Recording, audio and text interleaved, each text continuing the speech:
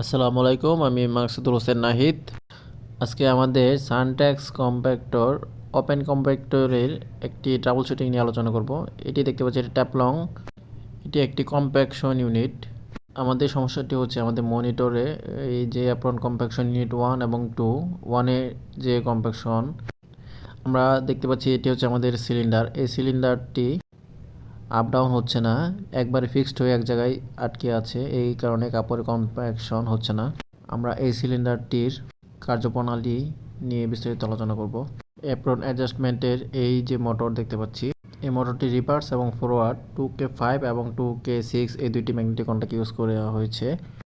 2K5 এবং 2K6 এর controlling direct PLC থেকে আমাদের কয়েলটি ধরেছে। আমরা ড্রয়িংয়ে দেখতে পাচ্ছি মনিটরে এইচএমআই যখন আমরা কমান্ড করব, এইচএমআই থেকে সরাসরি পিএলসিতে একটি সিগন্যাল যাবে। এই সিগন্যাল যে আমাদের 2K5 এবং 2K6 এর দুইটি ম্যাগনেটিক কন্ট্যাক্টের কমান্ড অনুযায়ী এই দুটি কয়েল অন হবে।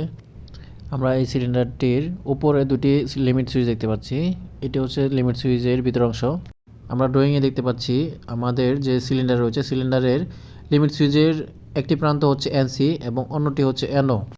এনসি প্রান্তের কাজ হচ্ছে এটি সবসময় ধরে থাকবে, এবং এনও হচ্ছে যখন আমাদের যে রডটি রয়েছে সিলিন্ডারটির ভিতরে ঢুকানো এবং বের হওয়ার জন্য যে রডটি রয়েছে, সেটি যখন এনোর যে লিমিটটি রয়েছে সেই লিমিটে যখন লাগবে, সাথে সাথে সিলিন্ডারটি বন্ধ হয়ে যাবে। আর এনসি প্রান্তটিতে সবসময় ভোল্টেজ পেয়ে থাকবে। আমরা এর মেজারমেন্ট দেখতে পাচ্ছি। মেজারমেন্ট অনুযায়ী আমরা সিলিন্ডারটি সেট করব। কারণ আমাদের এই লিমিট সুইচটা কিভাবে কাজ করানো হয়েছে সেটি দেখানোর চেষ্টা করব।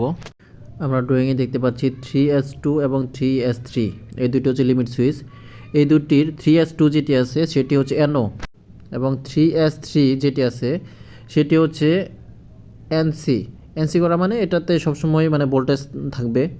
এই যে আমাদের 3S2 এবং 3S3 এই দুটির ভোল্টেজটা কিন্তু আমাদের একতার হয়ে গিয়েছে।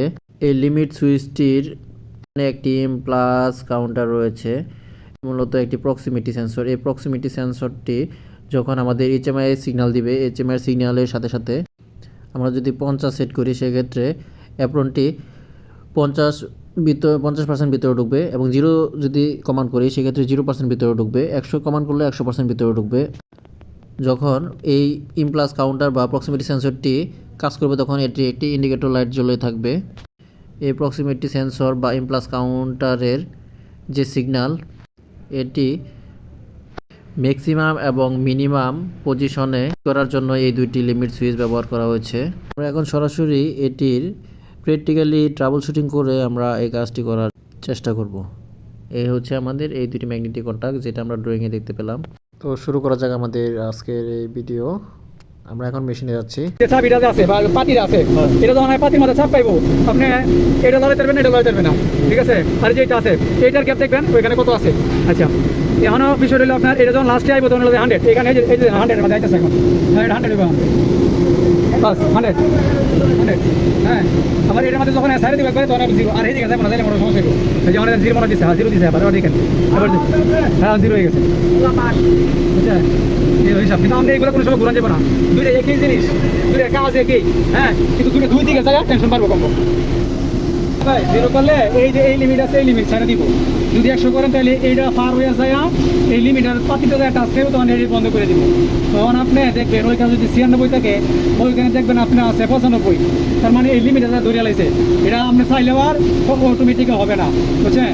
অটোমেটিক কি হবো না, 100 হইব না, 95। তখন আপনি কি করা লাগবো, এই যেটা আছে, হ্যাঁ এই যে বাটটা, এটা স্টিক বাটটা, এটা আপনার নাটা লুজ দেবেন, একটু হালকা একটু পাচাইবেন, হালকা একটু পিছাইবেন, ওই পরিমাণ 2 মিলি পরিমাণ পিছাইলে পরে আপনি দেখবেন আপনি ম্যানুয়ালি কি করবেন, এটা আরেকটু সামনে নেবেন, আরেকটু সামনে নেবেন, ওই লিমিট আবার টাচ খাবে, লিমিট তো সরে গেছে, লিমিট আবার টাচ খাবে, টাচ খাওয়া লিখবেন লিমিট টাচ খাইছে আর পাতিটা এরকম হয়েছে, তার মানে এটা বন্ধ করে দেবেন। এটা খুব খেয়াল করে আস্তে আস্তে করা লাগবে।